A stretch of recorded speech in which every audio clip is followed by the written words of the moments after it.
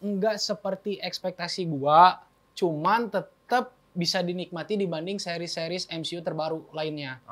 Sebenarnya ceritanya di season 1 masih bisa gua terima sih, masih bisa mudah diikutin walaupun misterinya banyak. Bener, di season kedua baru 3 episode. Banyak istilah MCU yang wah. Dan itu kan cabangnya jadinya udah kelar kan, Turen? Iya, udah nggak ada banyak kan? yang Dan itu berarti hilang. impact banget dong ke fase 5 nanti ke depannya.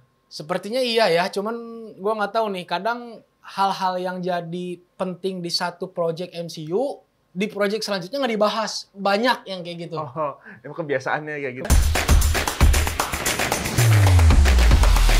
Oke, teman-teman semua, balik lagi barengan sama gue Nandika di Breakdown Bros Podcast episode 87, It's Nothing But Movies. Yes. Kali ini kita akan ngebahas tema yang lagi banyak diperbincangkan di sosial media tentang serial terbaru dari Loki, yaitu yang udah rilis 3 episode. Dan gue mengundang satu teman gue, kita sambut Rendraver. Yes, tapi pas episode podcast ini tayang, udah episode 4 nih. Iya, pas podcast ini tayang berarti udah ada episode 4-nya. Tapi kita baru sampai 3 nontonnya. Pas syuting emang episode 3 baru rilis. Iya. Ini bakalan seru banget sih, Ren, nunggu kita ngomongin Loki ya. Loki kan adalah salah satu karakter yang bisa dibilang anti-hero-nya Marvel dan emang banyak banget orang yang nunggu-nunggu season keduanya ini. Tapi sebelum kita ngebahas tentang season 2 nih, di season 1 serial Loki, lu berekspektasi nggak sama series Loki season 2? Sebenarnya waktu season 1 ending, sebelum episode terakhirnya, gua tuh berharap ini tuh nggak lanjut ke series Loki, tapi langsung ke multiversal filmnya di MCU utama film itu. Tapi ternyata pas episode terakhir tayang dan dikonfirmasi bakal ada season 2, gue excited. Apalagi menurut gue sampai sekarang, series Loki itu series yang paling hype. Mungkin masih bisa dibandinginnya sama WandaVision. Iya, oke. Dan pas ada season 2-nya, gue excited banget. Apalagi waktu trailernya tayang, gue suka banget. Dan kemarin gue nonton 3 episode, nggak seperti ekspektasi gue, cuman tetap bisa dinikmati dibanding seri-series MCU terbaru lainnya.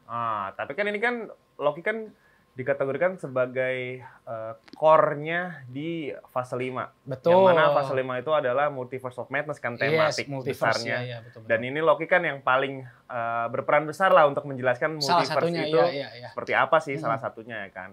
Nah, yang paling gue bikin excited setelah gue nonton 3 episode itu sebenarnya selain karakter-karakter di dalam situ, itu storytelling mereka sih. Storytelling bagaimana TVA ini tuh sedang tidak baik-baik saja.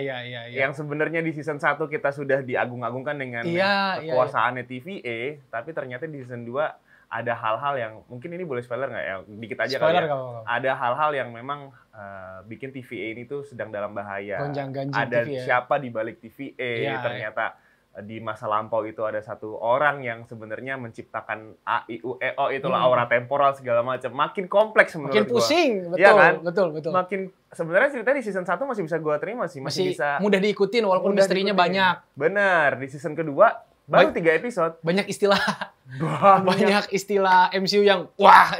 Iya. Pusing. Tapi kalau menurut lo perkembangan karakter dari setiap karakter di serial Loki seperti apa? Kayak misalkan Mobius, Owen Wilson, Loki, Tom Hiddleston, terus si The Who Remains, Miss Minutes, terus Renslayer, Sylvie. Siapa yang menurut lo perkembangan karakternya yang paling lo suka? Kalau dari gue bahas satu-satu deh dikit-dikit. Kalau misalnya Loki sama Sylvie sebenarnya perkembangannya nggak begitu banyak dari 3 episode awal. Ya. Lebih ke ya udah ini mah cerita mereka untuk memperjuangkan idealisme mereka masing-masing. Sylvie yang tetap pengen Hugh Remains mati dan Loki yang sekarang berbalik jadi pengen menyelamatkan TVA yang lagi bahaya. Itu nggak banyak berubah dan itu yang sebenarnya gue sayangkan. Maksudnya kayak season 1 ada progres yang banyak dari 6 episode, sekarang season 2 3 episode perkembangan karakter utamanya belum banyak. Ya. Tapi yang mengejutkan gue adalah karakter lain nih yang anjir beda banget sama season 1 adalah Miss Minute. Gue kaget banget, ternyata dia itu AI yang punya rasa cinta tapi impulsif. Impulsif, gitu ya. Sangat-sangat agresif sebagai ciptaan dari si Hugh Remains ini. Itu dan aneh. Voice over-nya juga cocok banget ya. Iya, itu gue suka sih pembawaan Miss Minute yang bisa jadi orang serba tahu, bisa jadi yang ngeganggu orang lain, tapi pas tadi mulai menunjukkan niat aslinya, anjir intimidatif juga nih orang, bisa bikin Victor Timely takut sendiri gitu. Iya. Dan pembawaan dia kan di awal diperkenalkan juga kan kayak sosok AI yang lucu, imut gitu kan. Tapi ternyata semakin kesini kok perkembangan karakternya semakin aneh, semakin freak itu. Padahal Anda itu karakter 2 dimensi kalau bisa dibilang. Benar. Dan anehnya itu dalam kategori positif ya, maksudnya bukan aneh negatif gitu ya, tapi positif itu dalam artian ini unik juga nih.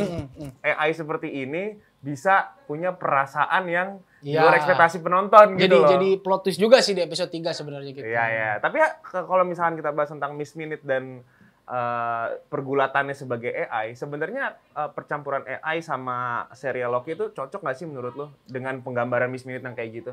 Si Miss Minute ini jadi salah satu karakter menarik dengan perkembangan yang seperti ini. Mungkin karena sekarang AI jadi lebih relevan kan, ancaman AI yang bisa berkembang lebih pesat dari harapan penciptanya. Nah itu yang mungkin tweak yang dibikin sama produsernya Loki ngelihat perkembangan zaman sekarang. Meskipun sebenarnya cerita utamanya tuh bukan ke arah AI, lebih ke soal waktu, gimana perkembangan waktu, gimana orang yang menguasai waktu bisa menguasai multiverse, lebih ke sana. Tapi tweak tentang AI ini cukup menarik, apalagi concern itu lagi relevan sekarang. Gitu. Di 3 episode ini adegan yang paling memorable yang menurut lu ini bagus banget nih adegan yang dieksekusinya. Adegan mana? Nah, sebenarnya kalau gue boleh jujur ya, dari overall 3 episode ini, dari segi cerita, bukan yang gue suka, walaupun tetap bikin penasaran. Tapi yang gue suka di season 2 ini adalah segi teknis, sinematografi. Yang paling utama adalah pas adegan awal. Episode 1 di awal waktu Loki pertama kali terjebak di TVA yang beda universe itu gue kaget banget gimana banyak banget shot-shot yang handheld bikin Loki-nya anjing ini tegang banget ini adegan. Teknikalnya tinggi ya. Iya, tekniknya tinggi, bikin kerasa kita tuh kayak klaustrofobia gitu. Di ruangan sempit, kameranya banyak goyang. Itu di intro sih season 1. Season 2 episode 1. Iya. Oke, yang openingnya berarti openingnya itu gue suka banget. Jadi kalau sebuah series atau film kan biasanya sakral banget tuh di bagian openingnya. Kalau openingnya udah full of teknik, terus sinematografinya bagus, kita ke depannya kan bakalan kayak antusias terus nontonnya kan. Ternyata film atau series ini tuh bentuk visualnya tuh menarik nih gitu kan. Kalau gue sih, gue suka banget dan sekarang masih ingat adegannya dari segi warna segala macam itu adegan Loki sama Mobius makan kue. Yang ada duduk Vincent-nya gitu. Ya, ada duduk Vincent-nya gitu, terus sambil makan kue. Dan itu tuh menurut gua meaningful banget sih. Iya sih. Loki is being Loki di situ. Bukan Iya. Loki yang kita kenal di seriesnya Loki, tapi Loki yang kita kenal di sebelum series Loki muncul. Yang masih mischief. Yang masih penipu. Itu mulai keluar tuh. Dengan, itu menarik dengan setiap suapan cake yang manis gitu ya. Akhirnya dia mengeluarkan sisi pahitnya dia sebagai Loki. Kayak lu nggak mau, Mobius dibilang kan sama Loki, lu nggak mau tahu kehidupan lain selain di sini. Lu udah tahu bahwa ini tuh sebenarnya nggak nyata. Kita banyak kehidupan yang lebih real lagi yang menurut lu bisa bikin lu bahagia. Bilang ke Mobius gitu, terus Mobius bilang, enggak, gue nggak suka. Lu yakin? Loki tuh masih kayak punya manipulasi. Manipulasi. Dan itu shotnya tuh warnanya hijau, terus makan kue. Itu bagus sih. Emang enak dilihat sih dari season 2 ini. Sinematografinya di Loki season 2 menurut gua terbaik buat MCU fase 5. Apalagi nggak banyak CGI yang mentah gitu loh. Mungkin ada CGI tapi digabungin sama practical effect malah jadi kerasa real. Malah jadi kerasa itu real. Yang gua suka dari season 2 ini. Udah gitu storytellingnya juga bagus. Dia kan makan cake itu di kantin lah, bisa dibilang kantinnya TVA kan. Dan setelah dia melakukan hal-hal yang sangat amat menguras psikologis dia. Yang pas dia lagi mengintimidasi si gue lupa namanya. Brad, yang si aktor itu yang di kehidupan lain dia jadi aktor itu kan. Itu adegan juga gila sih. Secara psikis juga Loki-nya kayak udah mulai kepancing, dua-duanya udah lelah, tiba-tiba disuruh kita makan kue yuk gitu. Keluar rencana baru dan akhirnya setelah makan dan nyantai baru bisa nyelesain misinya. Bener banget sih. Wah, itu emang adegan gila sih. Emang di series ini gue excitednya sih, gue pengen lihat adegan-adegan lain yang sebenarnya yang tadinya gue nggak expect bakalan seperti ini, bakalan seperti itu, bakalan kayak ada meaning-meaningnya gitu secara semiotika, tapi sekarang series Loki itu concern banget gitu ya sama visual gitu, gue sukanya gitu. Tapi menurut lo nih Ren, kalau kita ngebahas tentang goals dari sebuah series gitu. Dari 3 episode awal ini memang kita belum tahu lebih lanjut ya tentang banget, goals akhirnya apa. Tapi secara garis besar, menurut lo goals yang paling penting yang pengen ditunjukin sama series Loki season 2 ini tuh apa sih? Nah itu sih salah satu hal yang masih membingungkan banget buat gue sebagai penonton yang ngikutin Loki dari awal, ngikutin season 1-nya Loki, dan sekarang ngikutin 3 episode season 2-nya. Di season 2 ini motif utama masing-masing karakternya tuh nggak terlalu deep gitu. Kayak ini apa ya? Loki tuh maunya apa ya? Nyelamatin TVA, terus kalau udah itu apa gitu. Gue masih belum kebayang jujur sih. Jadi gue masih ngelihat ini tuh sebagai misteri-misteri yang mungkin dipecahkan di episode-episode selanjutnya. Gitu aja sih kalau dari gue. Jadi kayak lagi menjalani proses connecting the dots gitu ya? Iya, jadi kayak buddy cop aja antara Mobius sama si Loki. Iya. Berdua terus ya. Ngelihat di berbagai macam timeline, ada apa di sini, ada kesalahan apa di sini, si Victor Timely zaman dulu kayak gimana. Dan ada satu karakter yang pengen gua bahas sama lo, dan ini mencuri perhatian gua di awal episode. Siapa tuh? Obi. Oh iya, siapa aktornya? Lee Kwai Kwai. Man of the Match 2022 ya. Man of the Match actor. Yes. Ya kan di 2022 di tahun lalu. Dan ini adanya karakter ini di series Loki, gua jadi berpikir Loki ini agak mirip sama Everything Everywhere All at Once. Jangan-jangan nyatu anjir sama multiverse. Ini bisa berhubungan nih berarti nih sama Everything Everywhere dengan penjelasannya si Obi itu. Iya, Ouroboros. Lu lihat kan adegan yang di bawah itu, tiba-tiba dia sekejap ada Loki yang di masa lalu, ada Loki yang ada di masa depan, terus kayak ganti-ganti gitu, itu sama banget. Iya sih. Kayak Everything Everywhere kan. Jadi kayaknya emang produsernya Marvel pas nonton Everything Everywhere tuh kayak, wah ini versinya lebih bagus dari Multiverse of Madness. Gua tiru dikit-dikit. Iya, bener. Langsung dimasukin ke Loki season 2 di adegannya. Iya, dan yang memerankan itu si Obi. Menurut lu gimana performance-nya di series? Itu benar-benar scene stealer sih, mencuri perhatian banget. Dari cara ngomongnya yang cepet, tone suaranya yang tinggi, terus mukanya yang lucu. Itu udah berumur tapi masih baby face gitu kan. Dan setiap dia ngejelasin sesuatu, walaupun masih bikin bingung, tapi bikin gue pengen nonton gitu, walaupun gue nggak begitu ngerti apa yang dijelasin. Iya, karena dia adalah pencipta handbooknya TVA kan. Wah itu gila sih. Gue liat Ouroboros ngomong kayak, wah gue kayak berasa nonton Everything Everywhere 2 kali sih, gitu. Soalnya sama banget cara dia ngomong. Nggak ada perbedaan loh, cara ngomong, treatment ngomongnya dia, dialognya tuh emang karakternya dia banget gitu. Cocok banget ya dari karakter-karakter yang kayak gitu sih menurut gue. Jangan-jangan nanti dia jadi typecast karakter yang serba tahu di multiverse gitu kan. Sebelumnya di Everything Everywhere gitu. Di Loki season 2 gini. Nanti kedepannya ada film multiverse lagi, ada dia lagi. Iya. Dan ini debutnya dia di MCU berarti ya. Iya, betul. Dan kedepannya kita nggak ada yang tahu ya. Bisa jadi si Ouroboros ini jadi sosok penting juga. Soalnya terakhir di episode 3 itu Obi lagi bekerja dengan keras kan buat mencari solusi gimana caranya TVA nggak hancur. Iya, ngamanin si temporal loom itu aura temporal itu kan. Nyari aura temporalnya si He Who Remains biar temporal loom-nya aman. Iya. Dan kita masuk tadi kalau ngomongin He Who Remains. He Who Remains tadi udah mention. He Who Remains di sini berarti kita sebagai penonton bisa narik kesimpulan kalau secara garis besar di episode ketiga mereka mundur kembali ke awal mula si He Who Remains itu melakukan invention atau penciptaan mesin-mesin waktu itu. Soal mesin-mesin waktu itu, dan itu bisa dibilang, gue nggak tahu ya, gue belum nonton episode 4 ke depan ya.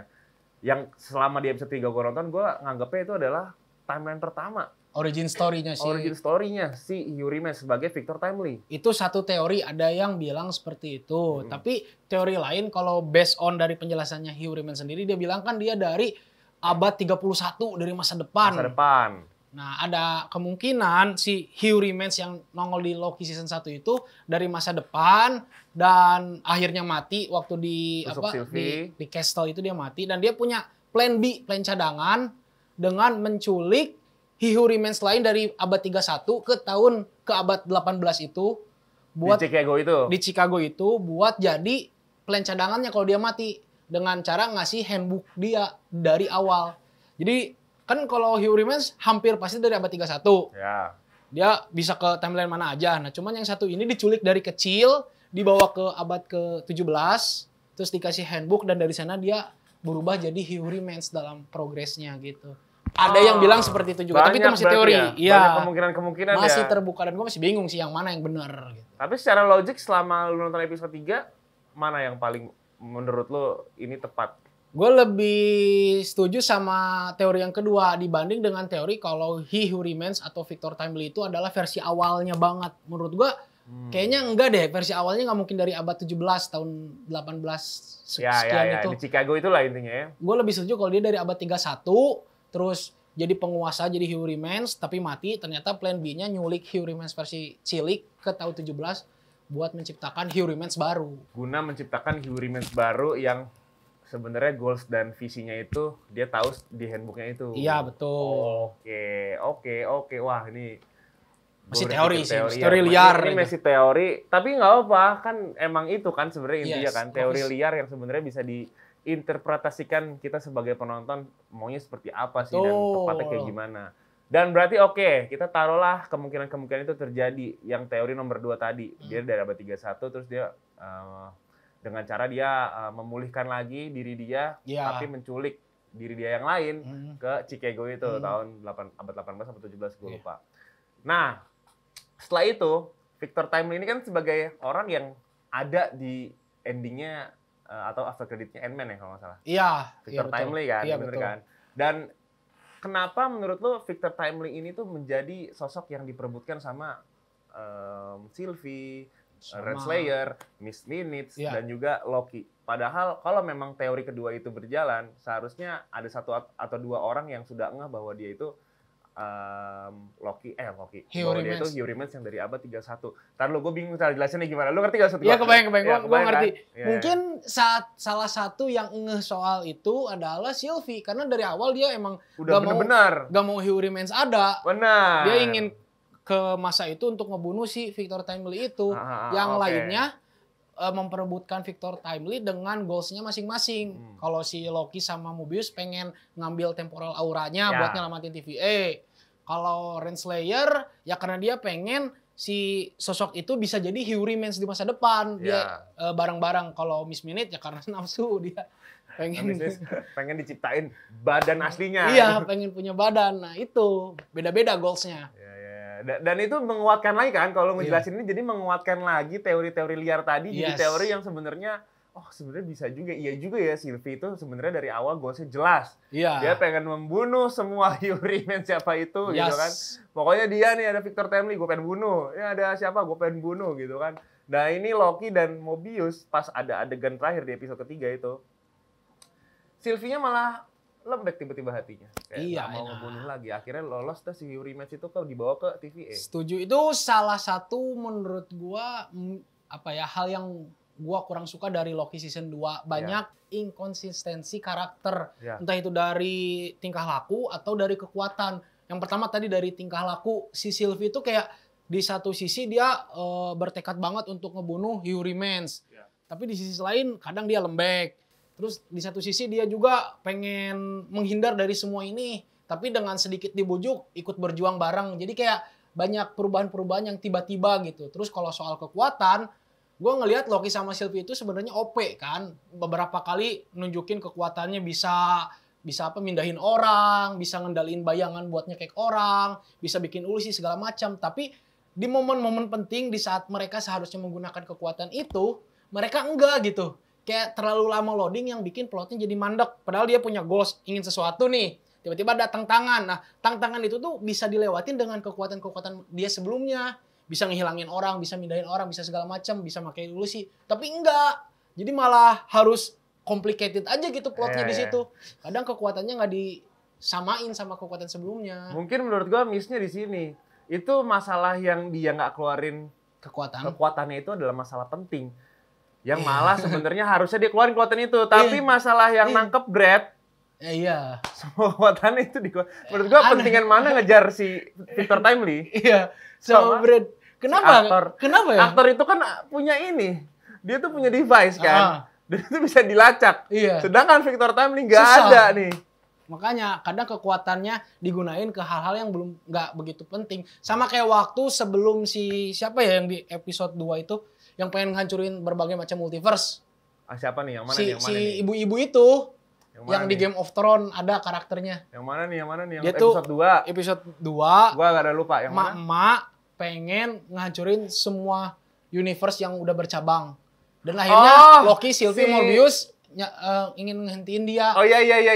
Yang di TVA kan? Iya. Enggak, tapi dia udah di bumi gitu di tahun berapa. Udah bikin basis kekuatannya TVA. Oh, yang prajuritnya pada banyak ya? Banyak misi. Nah, itu ingat. Itu tuh kan kayak, wah Loki sama Sylvie harus bikin rencana biar ngehentiin. Tapi pas di akhir ternyata Sylvie bisa bikin ledakan gitu dan ngehentiin. Kenapa nggak dari awal ngeluarin ledakannya? Yang hijau itu warnanya ya? Duar! Semuanya berhenti. Kalau dari awal kan nggak usah ribet-ribet berantem. Dan akhirnya cabang itu ludes semua kan? Iya, ludes. Kalau misalnya pengen nyelamatin cabang itu biar nggak ludes, dari awal aja gituin biar misi-musuhnya gagal. Itu sih inkonsistensi. Malah dia menggunakan pisaunya dia yang ribet itu. Diagung-agungkan oleh Sylvie itu sendiri. Iya benar juga sih. Dan itu kan cabangnya jadinya udah kelar kan Turen? Iya. Udah nggak ada banyak kan? yang dan itu berarti impact banget dong ke fase 5 nanti ke depannya. Sepertinya iya ya, cuman gua nggak tahu nih. Kadang hal-hal yang jadi penting di satu project MCU di project selanjutnya nggak dibahas. Banyak yang kayak gitu. Oh, emang kebiasaannya kayak gitu. Kebiasaan ya? MCU tuh kadang kayak gitu sekarang. Oh, itu kan masalahnya pas cabang-cabang itu putus. Mungkin banyak yang hilang kan. Iya, berarti mereka juga kan adegannya kayak wah gila ironis banget nih cabang banyak orang mati. Tapi episode 3 skip udah kagak ada. Enggak dibahas-bahas. Itu kan penting. Iya. Banyak orang itu. Itu kan time skip-nya kan pas di bawa Tesseract kan. Dan itu hilang. Nggak dibahas lagi. Gue nggak tahu sih, maksudnya gimana ya nantinya bakal ada mungkin ya, gue nggak tahu gitu. Di episode 456 kita belum nonton kan, bisa jadi ada. Tapi ya itu menurut gue impact banget sih. Harusnya bisa sih iya keputusan dia motong cabang-cabang itu tuh impact banget ke kehidupan multiverse ke depannya. Dan dia sempat mention nih Ren, ada satu phrase yang dia sempat mention, gue lupa yang ngomong siapa lagi.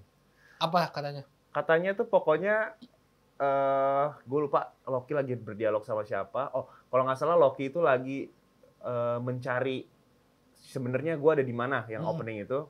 Terus dia ada frasa tuh, gue lupa dia ngobrol sama siapa ya. Aduh, gue lupa deh. Dia ngobrol sama siapa, tapi keluar tuh dialog. Pokoknya ini akan hancur seperti spaghetti, bilang gitu. Ada, tapi gue lupa. Itu satir juga kan. Dibalas lagi ya bener. Ke DC. Ke film The Flash. Film The Flash yang dia bilang kayak rumit kan. Kayak spaghetti katanya ya. Gue lupa sama si Casey kalau nggak salah atau pas sama siapa ya? Gue lupa banget lagi. Episode 1 kan itu. Iya, episode 1 gue lupa. Pokoknya saling sindir tuh. Saling sindir tuh gue bilang, pas gue nonton lucu juga nih dibalas lagi. Yang tadinya di film The Flash dia ngebalas MCU kan. Sekarang dibalesin lagi ke DC. Dibalas lagi seperti spaghetti. Balas-balasan aja terus nih tentang multiverse mana yang paling oke dan mana yang paling make sense kan. Menurut gue nggak ada yang make sense sih dari DC ataupun Marvel yang namanya multiverse nggak make sense. Gue sampai sekarang gue sekarang mikirin multiverse-nya MCU itu udah kayak kacau balau, bingung ini. Iya, benar. Bingung gue. Sampai kalau kita bahas Easter egg pun bisa banyak kemungkinan juga kan. Iya betul. Yang bisa jadi salah, bisa jadi benar. Kalau kita bilang orang ini mati tapi bisa jadi enggak. Iya. Gitu. Jadi sebenarnya nggak ada yang absolut jadinya kan. Iya betul. Itu yang juga jadi bikin cerita-cerita project MCU ke depannya kurang kurang deg-degannya karena mungkin satu karakter mati masih bisa aja ada di universe lain dan masih hidup. Oke. Tapi lo setuju nggak kalau Loki ini adalah one of the best series di fase 5? Series ya, fase 5. Fase 5 tuh seriesnya dimulai dari apa ya? Wanda fase 4. Wanda fase 4. Mungkin dari Multiverse Saga aja anggap. Iya, dari Multiverse Saga deh. Kalau dari Multiverse Saga secara cerita belum. Karena gue masih nggak paham goalsnya apa. Tapi kalau dari segi teknis iya. Karena CGI-nya ini yang paling believable. Dibandingkan dengan seri-seri kayak Moon Knight, Miss Marvel. Moon Knight aja yang unik ceritanya dan mungkin bagus bagi itu masuknya fase berapa ya kalau Moon Knight? Moon Knight fase 4. 4 ya masuknya fase ya? 4. Oke. Oh, gue udah lupa lagi fase 4. Udah lupa. Bahkan banyak orang yang sekarang udah nggak begitu ngikutin lagi konten-konten MCU nih. Hype-nya udah nggak kayak dulu. Iya benar. Jadi kayak gue aja Sampai lupa fase-fase aja. Iya, fase 4 apa aja, terus masuk ke fase 5, terus sekarang kita ada di multiverse saga gitu. Iya, yang mana memang rata-rata semua film superhero ngomongin tentang multiverse sekarang. Betul sekali. Yang beda itu cuman The Boys dan Gen V. Yes. Belum aja itu kan sekarang di Prime Video udah ada Invincible. Season 1 oke, bagus banget. Kartun sih tapi. Pas season 2-nya musuhnya bakal multiverse juga. Oh ya? Invincible season 2 musuhnya multiverse juga dengan multiverse. Oke. Udah semua aja serba multiverse. Jadi memang titik aman mereka untuk bikin project ke depannya adalah membikin multiverse. Karena bikin multiverse itu bisa cuan banget. Semua kemungkinan bisa terjadi. Yes, betul. Bisa ngebalikin orang lama, bisa ngerilis orang baru, karakter ini, pokoknya lihat aja Spider-Man ada Tobey Maguire sama Andrew Garfield. Itu yang laku keras kan? Betul. Iya kan? Kedepannya nih, ini mungkin bisa jadi bahasan penutup kita di hari ini. Menurut lo, Loki bakalan konsisten jadi Loki yang lu kenal di series Loki, apa bakal balik lagi ke Loki yang menjadi seorang penipu dan penjahat? Yang gua harapkan sih, yang menarik dari Loki adalah Loki yang masih mischief. Kalau sekarang terlalu baik, kayak tidak hot kayak dulu lagi. Bener, kan? Gue setuju. Dulu lebih hot cuy. Gue suka banget Loki yang dulu itu. Yes. Keren itu Loki yang itu. Bring back old Loki. Bring back old Loki. Berarti bener ya? Sama, lu juga sama? Gue juga setuju gue. Nextnya gue pengen Loki itu menjadi Loki yang gue kenal. Yes. Mischief. Yeah. Ya, jadi entah dia... Gue suka cara dia menipu sih. Ya, cara dia mengintimidasi, manipulasi orang. Itu gue suka banget. Tom Hiddleston yang ngeranin adegan-adegan kayak gitu. Gue suka banget. Dan di series Loki sekarang kita belum lihat lagi ya. Belum. Loki yang seperti itu. Dia masih kayak Loki yang masih bertanya-tanya tentang multiverse ini seperti apa sih. Gitu. Oke Ren, kalau gitu terima kasih banyak Ren. Thank you sudah juga. Mau ngobrol-ngobrol. Thank you juga kepada tentang Nandika. Series Loki. Dan ini adalah bukti bahwa emang series Loki itu masih seru. Tapi ada sedikit kekurangan yang sebenarnya kita resah, dan gue nggak tahu di episode 4, 5, 6-nya nanti bakalan terbayarkan apa enggak. Ya, tapi terakhir Ren, apa yang lu pengen sampein ke fans-fansnya MCU atau fansnya series Loki? Fansnya, kalau untuk fansnya series Loki ya udahlah, kita sekarang nikmatin dulu aja yang ada. Kalaupun nanti kedepannya tidak sesuai harapan, seenggaknya kita masih bisa ngelihat Tom Hiddleston berperan sebagai Loki, karena itu yang mahalnya sih. Iya. Kedepannya nanti kalau misalnya Tom Hiddleston pensiun, lebih sedih lagi kan? Iya. Kalau gua terakhir buat para fans Marvel, ayo kita hijrah ke fans The Boys. Iya benar. The Boys itu Gen V juga terbaik. Gen V The Boys terbaik lah sekarang lah. Oke, terima kasih sekali lagi Ren. Thank you juga penonton yang udah nonton dari awal sampai akhir. Sampai bertemu di podcast selanjutnya guys. Bye-bye. Bye.